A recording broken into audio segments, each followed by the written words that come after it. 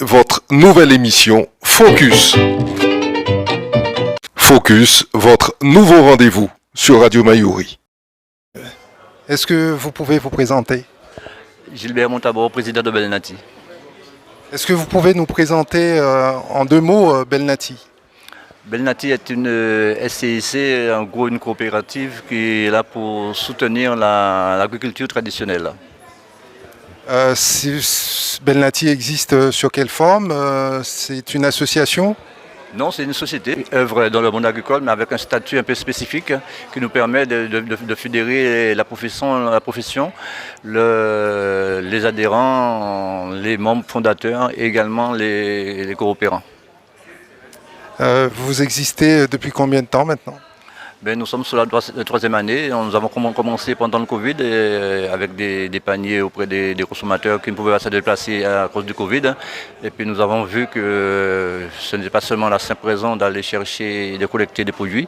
Il était nécessaire pour nous d'emmener une autre reconnaissance à ces exploitants et surtout la manière dont ils cultivaient qui correspondait réellement à la philosophie de Belnati. Alors nous avons consolidé ce projet et renforcé l'équipe pour que nous puissions vraiment maintenant être en mesure de livrer les cantines scolaires en produits surgelés et élargir encore la gamme.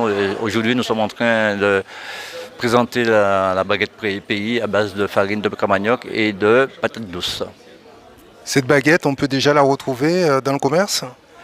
Cette baguette était depuis un bon mois maintenant sur un lieu passant de la place, et puisque c'est là on a trouvé l'opportunité de présenter. Mais bientôt nous allons travailler avec les artisans boulangers et là j'espère que nous pourrons avoir pratiquement 5 ou 6 points pour pouvoir trouver la baguette pays. Pour le moment, elle n'est pas encore chez les distributeurs? Non, c'est un seul distributeur et une grande surface. Parfait. Donc on voit que vous avez proposé aujourd'hui une dégustation, on voit des produits transformés, on voit également des matières premières. C'est une manière de montrer à ceux qui sont présents tout le processus de fabrication et surtout toute la ligne sur laquelle vous intervenez à Belnati. Absolument, comme je vous ai dit, que les produits ici de l'agriculture, surtout les racines et tubercules, ce n'est pas simplement de les prendre et de les faire bouillir et manger. J'espère que maintenant il faut reconnecter les consommateurs avec ce que nous faisons de bien.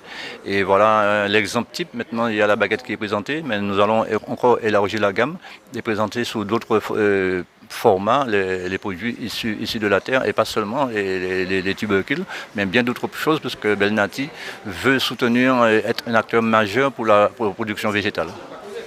On dit souvent que les produits locaux sont chers comparativement à ceux importés. Que pouvez-vous répondre à cela?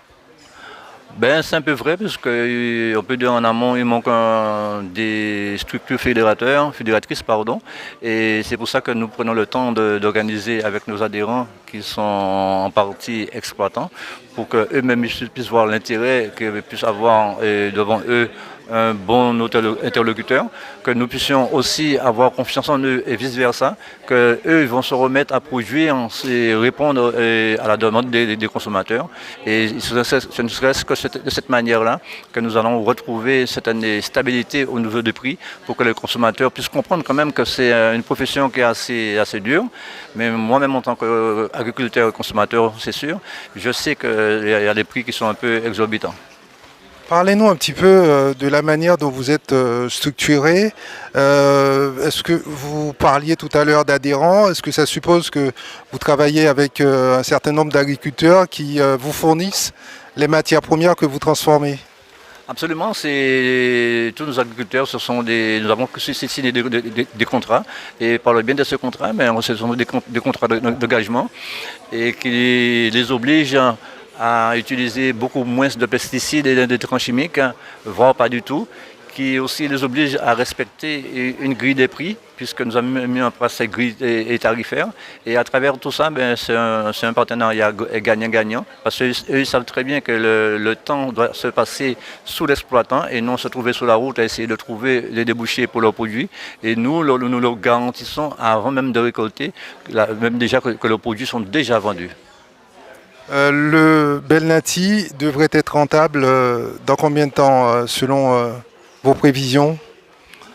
Ben, je ne peux vous dire, mais c'est sûr que ceux qui ne rentrent pas aussi vite, hein, parce que nous sommes en plein. On pense que là, d'ici mi-2024, hein, nous aurons notre outil pour recevoir tout l'équipement nécessaire pour la transformation des produits en farine, pas que, puisque nous faisons également des produits sous-gelés pour les cantines scolaires et d'autres entreprises. Alors qui veut dire que nous aurons besoin d'un outil performant et conséquent pour que nous puissions venir et répondre aux attentes des consommateurs et des professionnels. À ce jour, vous ne pouvez pas nous dire dans quel délai l'entreprise sera rentable? Non, non, non, nécessairement non. On sait qu'on fait du chiffre, mais nous avons quand même une masse salariale assez importante. Alors qu'il veut dire que maintenant. Ce sont combien de collaborateurs? Mais nous sommes 7 salariés quand même sur 3 ans d'existence, hein, d'une structure agricole, c'est quand même pas mal. Et puis la croissance de l'entreprise a été assez rapide. Alors maintenant, il va falloir se structurer pour que nous puissions, après, c'est sûr, parler de rentabilité. Mais pour le moment, tout ce qu'on gagne aujourd'hui, on dépense demain. On est sur quel chiffre d'affaires 3 ans après le lancement de l'activité? Aucune idée. Pour revenir un petit peu à ces produits que vous proposez, la question que se posent nos auditeurs et internautes, c'est de savoir où sont distribués les produits. Alors, vous nous disiez tout à l'heure que ça allait être visible dans une grande surface. Aujourd'hui, ce n'est pas le cas encore. Oui, il y a une seule grande surface que c'est visible, sans faire de pub, c'est l'hypermarché U. On trouve la baguette de Belnati qui est présentée uniquement sous le format baguette, hein, et puisque ce sont avec eux qu'on a pu signer ce contrat d'engagement. Mais bientôt, nous allons également trouver d'autres points de distribution. Et c'est l'objectif de Belnati de se positionner sur le territoire et surtout dans l'Ouest, puisque c'est avec eux que nous travaille. Alors il faut rendre à César ce que appartient à César. On a l'habitude de consommer les baguettes à base de farine. Donc là, vous proposez une autre typologie. Est-ce que vous pouvez nous dire la différence qu'il y a entre les deux avant même de nous mettre un petit peu de l'eau à la bouche, si je puis dire? Ben, les deux, que Belnati, on peut dire que c'est une baguette santé, puisque à travers les féculents qu'on a sur le territoire, on sait ce qu'il y a dedans. Et, tandis que la baguette a parlé de farine de blé, et le calcul est rapidement fait. Et voilà, c'est pour cette raison que nous voulons faire ce produit, que les consommateurs, la population puisse s'en approprier, pour que demain on puisse dire aussi qu'on contribue au développement agricole de notre territoire. Au niveau de la baguette, vous êtes compétitif? Et si, mais en sachant que c'est un produit local, un produit qui a encore pas mal de boulot, si ça vient de commencer, c'est sûr que c'est plus cher que la baguette qu'on trouve couramment. La baguette coûte 1,50 €, 1,48 € maintenant, et c'est justement si vous passez, vous achetez, eh bien demain on a plus tendance à trouver peut-être à 1,40 €. Alors c'est à nos consommateurs, nous, public guyanais, d'en acheter pour que nous puissions également trouver la nécessité de baisser le prix. Vous avez des retours justement des consommateurs guyanais sur vos produits? Des enquêtes de satisfaction, vous en avez mené? Absolument, absolument. Ça fait partie de notre campagne de communication. Et là, c'est très satisfaisant. C'est pour ça aujourd'hui que vous voyez le succès qu'il y a eu, parce que il y a une forte demande, même si c'est un peu plus cher. Mais les Guyanais en vivent réellement de consommer le produit Made in Guyane. Des rendez-vous de dégustation comme celui-ci, il y en aura d'autres sur le territoire? À Saint-Laurent, je crois. À Saint-Laurent demain matin, puisque c'est la deuxième journée de la présentation.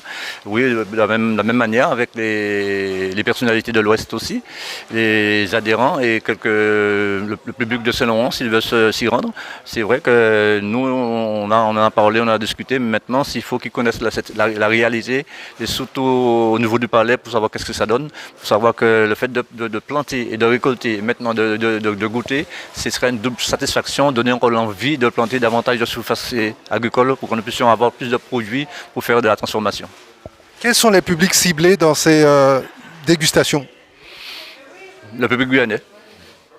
Il y a tout public. Nous ne voulons pas faire un produit de niche, sinon ça n'a pas de sens, hein, puisqu'il s'agit bien d'une baguette. Hein. Alors la baguette doit se trouver dans nos écoles, dans nos hôpitaux, dans les cantines scolaires, partout. Lorsque le consommateur pensera à un sandwich, tiens, avant tout, il y a la baguette guyanaise. Alors je vais faire le nécessaire pour acheter la baguette pays, pour pouvoir savourer, déguster et apprécier, inciter, encourager, motiver les acteurs en amont pour pouvoir faire ce qu'il y a à faire. Qu'est-ce qui vous a amené à vous lancer dans cette aventure? Aucune idée. Là, sincèrement, c'est le produit qui, en tant qu'agriculteur moi-même, et nous avons vu la nécessité qu'il y avait quelque chose à faire et nous sommes montés par hasard sur l'Ouest et on a vu rencontrer des acteurs motivés. On a bien sûr ce que nous avons fait en amont, ce qui était les paniers. Les paniers de fruits nous ont emmenés à faire autre chose pour une valorisation de ces produits, également de l'humain aussi, puisque l'humain permet d'avoir dans la persévérance de ce travail qui est aussi harassant, qu'il fallait être au plus près d'eux pour pouvoir les donner encore davantage de satisfaction, pour que nous aussi, on a pensé qu'il était aussi temps de pouvoir emmener la valeur qu'elle n'avait pas ces produits. Ça a été facile de mobiliser les partenaires? Et non, puisque ce sont les partenaires qui nous accompagnent dès le départ. Alors, ils ont accompagné pour toute la partie recherche et développement, et la DGTM pour les financements, pour les techniciens, les emplois, et pour également certains équipements qui étaient fondamentaux, qui étaient nécessaires pour que nous puissions voir qu'on avait la capacité, la possibilité de faire, et que nous savons maîtriser notre sujet. Il fallait effectivement ces investissements. Et maintenant, il fallait présenter ce que nous ont donné, voilà le fruit du résultat. Le choix du GDI, justement, pour cette dégustation, est-ce un hasard? Non, pas du tout, parce que nous sommes hébergés à GDI, puisqu'en tant que Pépin, depuis plus d'1 an, nous sommes là. C'est celui qui nous permet d'amener une première transformation sous vide pour les cantines scolaires, et également les traitements du Cramagnoc pour amener dans notre espace en farine. Alors c'est un point stratégique pour tout ce qui touche. Je pense que Belnati rentre dans ce cadre de produits innovants, et nous avons toute notre place à GDI. Nous disons remercie à GDI et à CTG. L'exportation, ce sera ma dernière question. Est-ce que ça fait partie de vos objectifs? Comme toute entreprise, mais ce n'est pas une priorité. Nous voulons d'abord que les Guyanais puissent s'en approprier, qu'ils puissent avoir cette satisfaction guyanaise par la qualité et le prix du produit. Et bien sûr, par la suite, c'est une idée qui trotte déjà dans la tête. Et on verra si nécessaire, et à l'export, à l'international, aux Antilles. Mais pour l'instant, il y a un sacré travail à faire sur le territoire et c'est notre priorité. Je vous remercie. Je vous en prie. Merci. Au revoir. Retrouvez votre nouvelle émission Focus. 30 minutes pour mieux comprendre l'actualité en Guyane et découvrir les acteurs de notre territoire. Focus, c'est du lundi au vendredi, première diffusion à 8h30, puis rediffusée à 13h10 et 19h10. Focus, votre nouveau rendez-vous sur Radio Mayuri.